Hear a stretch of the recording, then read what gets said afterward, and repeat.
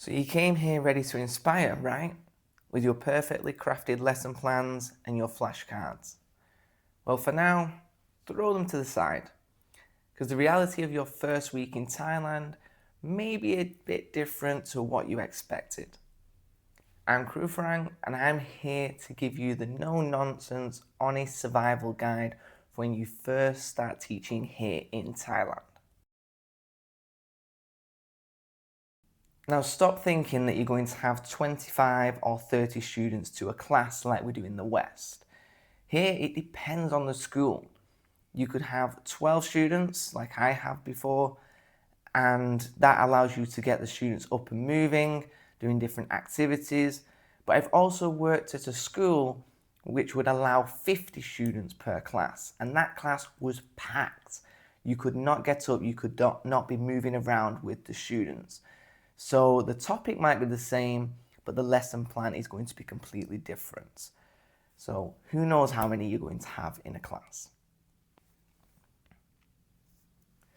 Again, this depends on the school.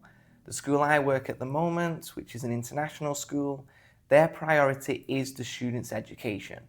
They want the students to be able to speak, be able to write, and be able not only be able to read, but be passionate about reading and using the library at lunch times. And if you have time after doing some work in the books, then we can play some word games or some numbers games to make it a lot more fun.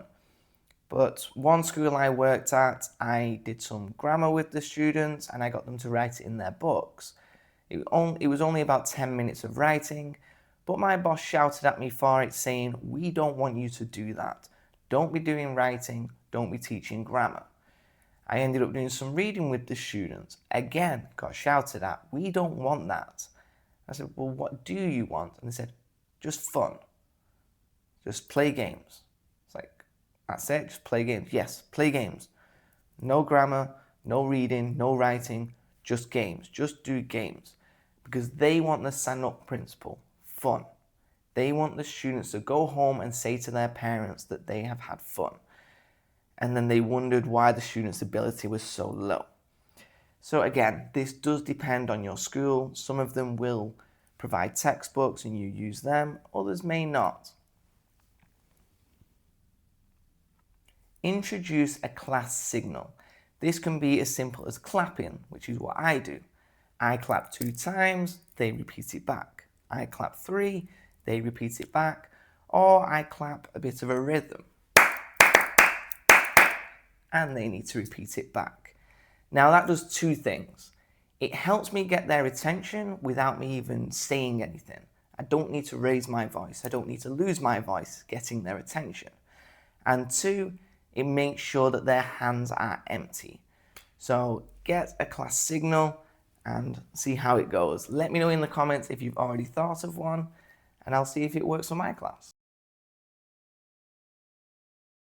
Now, it's going to be very rare that you see their real name.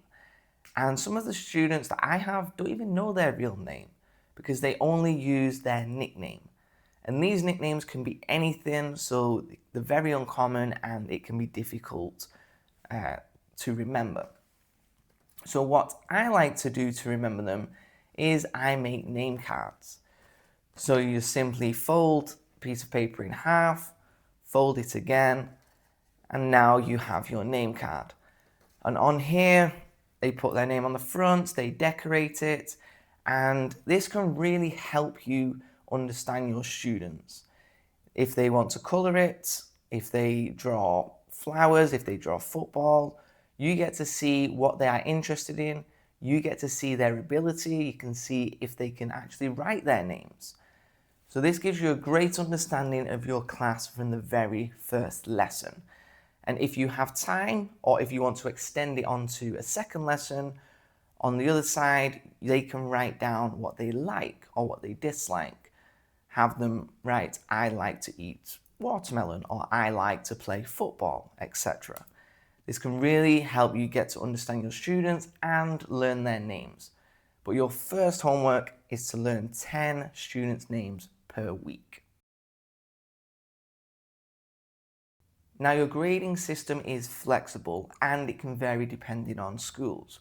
But what I like to do is just to make a chart of reading, writing, speaking, listening, class participation, and behaviour. And I just mark it as I go throughout the semester. Now, these can quickly change. If the behaviour is a 5 at the start, then it might end up as an 8 or a 9 out of 10 in the end if the class behaviour gets better, or it can flip the other way. And this can help me check my students' progress. And at the end of the term, if we are doing report cards, I don't need to try and remember how good each one of my students actually is. It's already there wrote for me. So just do it little but often, and then you have no work to do at the end. When you enter the room, the students will why. They will stand up, they may say good morning or good afternoon, teacher, and they will why to you. A simple nod and a smile back is fine, but I like to why back just to show my respect back to my students.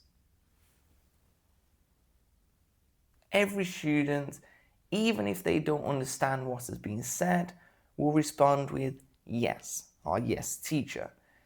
This avoids loss of face. Now, a good tip here is to ask, well, what do you do now? Or can you show me? And then the students can show you that they understand.